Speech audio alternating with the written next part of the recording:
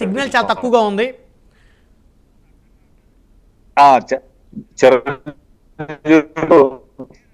Right సోమల్ గారు మళ్ళీ వస్తాను మీ దగ్గరికి, మళ్ళీ వస్తాను. ఒక సిగ్నల్ వీక్గా ఉంది, మళ్ళీ వస్తాను మీ దగ్గరికి. రైట్ నారాయణమూర్తి గారు అన్నారు ఈవీసీ నవరత్నాల మాజీ vice chairman, YSR Congress party senior నాయకులు. నారాయణమూర్తి గారు గుడ్ ఈవినింగ్ సార్.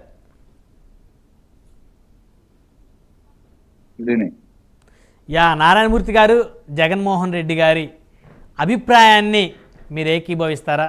19లో 151 స్థానాలు ఎవరు ఊహించినటువంటి విధంగా కేవలం ఒక్క కేకే అనే సర్వే సంస్థ మాత్రమే ఆయనకు 151 వస్తాయని చెప్పిన పరిస్థితి ఉంది. మిగతా ఎవ్వరూ కూడా 130 స్థానాల పైచిలుకు చెప్పిన పరిస్థితి లేదు. ఆ రోజు అందరూ ఆశ్చర్యపోయారు నిజంగా ఇన్ని స్థానాలు ఎలా వచ్చినాయని. కానీ అప్పుడు కూడా వాస్తవంగా చెప్పాలంటే చాలామంది ఈవీఎంల మీద రకరకాలుగా ప్రతిపక్షాలు మాట్లాడిన పరిస్థితి ఉంది. ఆ రోజు ఆయనే స్వయంగా వచ్చి ఈ వీవీప్యాడ్ల గురించి, ఈవీఎంల గురించి మాట్లాడిన పరిస్థితిని ఇప్పుడు బయట ప్లే చేశాం. సో ఈరోజు మరి అదే నాయకుడు ఈరోజు ఈవీఎంల మీద ఆయనకి ఎందుకు అనుమానం కలుగుతున్న పరిస్థితి ఉంది?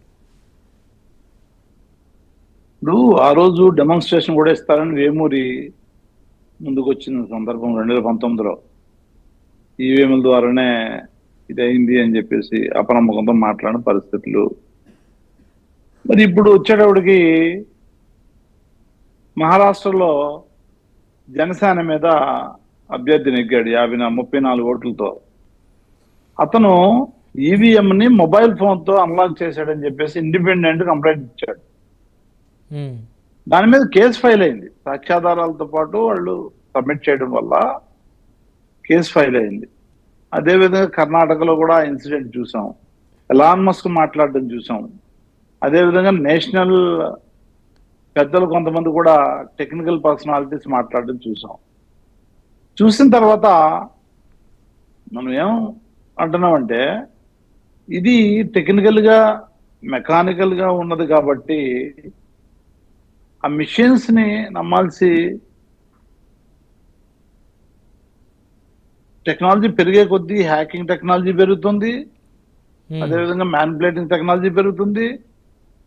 2014లో ఉన్నది 19లో లేదు, 19లో ఉన్నది ఇవాళ లేదు.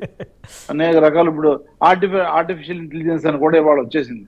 ఆర్టిఫిషియల్ ఇంటెలిజెన్స్ 2019లో కూడా ఉంది సార్. అంటే ఆర్టిఫిషియల్ ఇంటెలిజెన్స్ అంటే ఎట్లా ఉంటుందో కూడా తెలియదు ఆ రోజుల్లో. ఇవాళ ప్రతి మొబైల్లో కూడా వాడే పరిస్థితి వచ్చింది ఇవాళ. అంటే ఇంప్రూవైజేషన్ వెర్షన్స్ వస్తా ఉన్నాయి. ఆ వెర్షన్స్ లో భాగంగా ఛాన్సెస్ ఉంటాయి.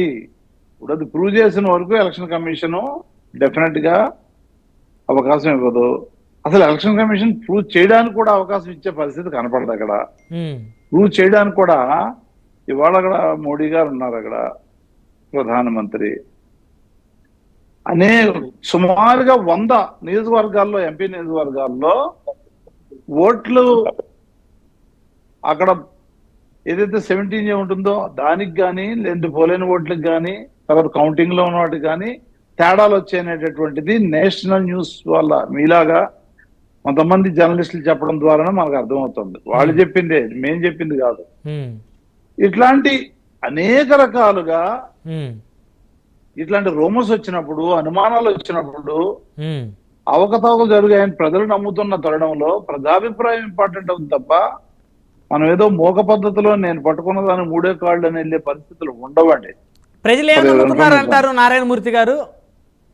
ఇవాళ చాలా మంది, ఒకళ్ళు ఇద్దరు కాదు, చాలా మంది కొంత మోసం జరిగింది, అందువల్ల ఇట్లా జరిగి ఉంటదని చెప్పే కార్యక్రమం జరుగుతూ ఉంది. కొంతమంది అయితే మా బూత్ లో ఇగో ఇట్లా 600 ఓట్లు మావి, 600 ఓట్లు మేము ఒక సైడ్ వేసాం, కానీ అక్కడ చూస్తే 100 ఓట్లు కూడా రాలేదు, ఎట్లా వచ్చాయి అంటే బూత్ ఇప్పుడు ఒకడు మీరు వేసింది నేనేసింది వితండవాదం చేసామంటే అది వేరుంటది.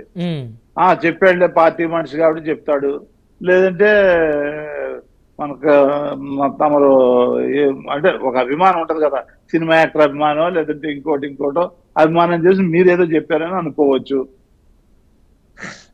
కానీ ప్రజలు ఒక బూత్ లో ఉన్న మెజారిటీ ఓట్లు ఏవైతే ఉన్నాయో వాళ్ళంతా కలిపి మేము వెయ్యలేదు, మరో అక్కడ ఓట్లు పడలేదు, అక్కడ కౌంటింగ్ లో ఈవీఎం లో ఇన్ని ఓట్లు వచ్చాయి అని చెప్పే పరిస్థితి వచ్చినప్పుడు ప్రజాభిప్రాయానికి విలువ ఉంటుందా లేదా ప్రజాస్వామ్యంలో? సో ఇట్లాంటివన్నీ చూసిన తర్వాత ఎలాన్ మస్క్ ఏమన్నాడు, ఇది చిన్న తేడాలాగా కనపడదు కానీ పెద్ద డిఫరెన్స్ తీసుకొస్తుంది, పెద్ద డ్యామేజ్ తీసుకొస్తుంది అనేటటువంటి ట్వీట్ చేశాడు ఆయనే. ఆయన ఇవాళ ఎలాన్ మస్క్ అంటే టెక్నాలజికల్ గా అతను నిజంగా సూపర్, ఇవాళ ప్రపంచవ్యాప్తంగా ఒక మంచి బ్రాండ్ ఉన్న వ్యక్తి. నేనేమంటానంటే ఇది ఏదేమైనప్పటికీ కూడా దీంట్లో మార్పు చేస్తే తప్పే ఉంది. ఒక పెద్ద మనిషి అన్నారు ఇక్కడ అమెరికాలో, మన ఆయన స్పెషలిస్ట్ లో ఉన్నాడు కదా ఎలక్షన్స్ లో, మన మాజీ అధికారి, అమెరికాలో ఇంతమంది ఉన్నారు, ఈ ఓట్లు వేస్తే ఇన్నాళ్ళు పడద్ది అంటారు. టైం కాదండి ఇంపార్టెంట్ ఇక్కడ, న్యాయమా అన్యాయమా, మోసానికి అవకాశం ఉందా అవకాశం లేదా. అంటే నాకు చిన్న డౌట్ నారాయణమూర్తి గారు, 2019లో బాగా పనిచేసిన ఈవీఎంలు జగన్మోహన్ రెడ్డి గారు మెచ్చుకున్న ఈవీఎంలు 24 ఏమైంది? మీకు టెక్నాలజీ ఇంప్రూవైజ్డ్ టెక్నాలజీస్ వస్తున్నాయి రోజు రోజుకి, అండర్లైన్ దట్ పాయింట్. ఓకే, రోజు రోజుకి ఇంప్రూవైజ్డ్ టెక్నాలజీస్ వస్తా ఉన్నాయి. ఇంతకుముందు ఐఫోన్ హ్యాక్ కాదు అనేవారు, ఇవాళ ఐఫోన్ లో కూడా సరిగా మామూలుగా మాట్లాడడానికి భయపడుతున్నారు. ఎందువల్ల ఇవన్నీ వస్తున్నాయి? ఇంప్రూవైజ్డ్ టెక్నాలజీస్ రావడం ద్వారా హ్యాకర్స్ కూడా అనేక రకాలుగా వాళ్ళు ఇంప్రూవైజ్డ్ టెక్నాలజీ వాడి హ్యాక్ చేసే కార్యక్రమాలు జరుగుతున్నాయి. కాబట్టి ఇప్పుడు వర్మ గారు ఆయన గెలిచినప్పుడేమో ఈవీఎంలని అద్భుతంగా పనిచేస్తున్నారు, ఓడిపోయినప్పుడేమో డైవర్ట్ చేయాలి. అనేది అదే, ఇప్పుడు గెలిచినప్పుడు ఓటు వచ్చి పక్కన పెట్టండి, నేను అనేది ప్రజాభిప్రాయాన్ని గౌరవించాల్సిన అవసరం ఉందా లేదా? టెక్నాలజీ ఇంప్రూవైజ్ అవుతున్న కొద్దీ కూడా దాంట్లో సేఫ్టీ తగ్గుతుంది అనేది మనం చూస్తున్నాం కదా, దినదిన ఎవ్రీ డే వాడుకల్లోనే మనం ప్రతిరోజు చూస్తున్నాం కదా, చూస్తున్నాం కదా, అనేక రూమర్స్ వస్తున్నాయి, అనేక సంఘటనలు చూస్తున్నాం. నిన్నగాక మొన్న నా దగ్గర ప్రత్యేకమైన నా రీజనల్ కోఆర్డినేటర్ ఉంటాడు నాగిరెడ్డి అని, అతను యూపీఐ నుంచి ప్రతి నెల అతను చూసుకోలేదు, యూపీఐ వాడుకుంటూ పోతున్నాడు. చెప్తా వినండి, యూపీఐ అంటే చాలా మోస్ట్ సెక్యూర్డ్ అని అంటా కదా, మోస్ట్ సెక్యూర్డ్ కదా. ప్రతి ఒక్కడు కూడా డబ్బులు ఎన్ని ఉన్నాయి, ఇప్పుడు నాలాంటి వాడు డబ్బులు లేనివాడు 1000 రూపాయలు ఉన్నాయంటే 100 రూపాయలు వాడిన తర్వాత అమ్మ 900 ఉంటాయి కదా అని చెక్ చేసుకుంటాం. కానీ ఇప్పుడు సోములు గారు లాంటివారు కానీ, లేదంటే వర్మ గారు లాంటివారు కానీ, వీళ్ళు కొంచెం డబ్బులు ఉన్నవాళ్ళు పెద్ద మనుషులు, వాళ్ళు డబ్బులు ఎక్కువ ఉన్నప్పుడు అకౌంట్ లో యూపీఐ నుంచి ఏదో అక్కడ మార్కెట్కి వెళ్ళి లేదా షాపింగ్కి వెళ్ళి 1,00,000 రూపాయలు కొట్టారు. రెండో రోజు 9,88,099 రూపాయలు ఉన్నాయి అని అనుకుంటా లెక్క చేసుకోరు వాళ్ళు. అంటే వాళ్ళిద్దరు నవ్వుతున్నారు, మొన్నదాకా అధికారంలో మీరున్నారు కదా, మీ దగ్గరే మీ అకౌంట్ లో ఎక్కువ డబ్బులు ఉంటాయి, మేము అధికారంలో లేవు కదా. నేను అకౌంట్ నెంబర్ ఇస్తా, కావాలంటే చూసుకోండి, నా అకౌంట్ నెంబర్ లో ఉన్న డబ్బులు మీరు తీసుకోండి, మీ అకౌంట్ లో డబ్బులు నాకు ఇచ్చేయండి, మీ బినామీ అకౌంట్ నెంబర్ ఇవ్వండి.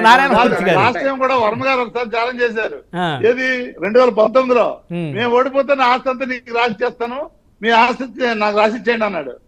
ఓకే, మా మిత్రులు వర్మ గారు కూడా పాపం ఆ రోజు అన్నారు, పాపం ఏదో ఎమోషన్ లో అన్నారు, అనవసరం మోసపోతాడని వదిలేదు ఆ రోజు. లేదంటే మీ దగ్గరే అది కూడా డిబేట్ పట్టుకుని ఉండేవాడిని, నాకు ఎవరు బోల్ డబ్బులు వచ్చి ఉండేవి. నేనేమంటానంటే టెక్నాలజీ ఇంప్రూవైజ్ అవుతున్న కొద్ది మనం దాని మీద జాగ్రత్త తీసుకున్నప్పుడు కొంత టైం పట్టొచ్చుగాక. 100 కోట్లు అంటే 100 కోట్లు ఒక బూత్ లోనో లేదంటే ఒక సెంటర్ లో లెక్క పెట్టలేదు కదా, సెంటర్ లో చేస్తున్నాం కదా, ఎంపీలు గాను ఎమ్మెల్యేలు గాను మళ్ళీ